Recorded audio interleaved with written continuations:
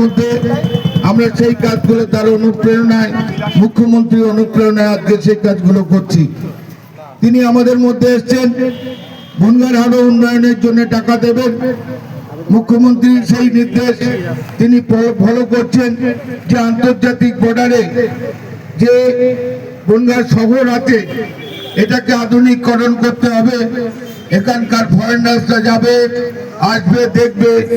আমরা এরপরে আমরা তাজমহল করছি, এরপরে আমরা বনগাঁর বুকে আমরা একটা তারামণ্ডল তৈরি করছি এবং বনগাঁ শহরের কচুরিপানা তোলার জন্য আমরা নির্দিষ্ট পথে এগিয়ে চলেছি।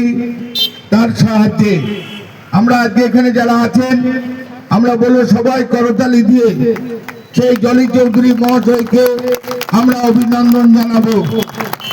আমরা চাই যে তার এই কর্মযোগ্য একজন যোদ্ধা হিসেবে পশ্চিমবঙ্গ সরকারের তিনি নিপুণ হাতে শহরগুলো গড়ে তুলছেন, তিনি আমাদের মধ্যে এসছেন। আমাদের তাই আজকের এই অনারম্বর অনুষ্ঠানে তার হাত দিয়ে সেই মনুমেন্টটি আজকে মাথা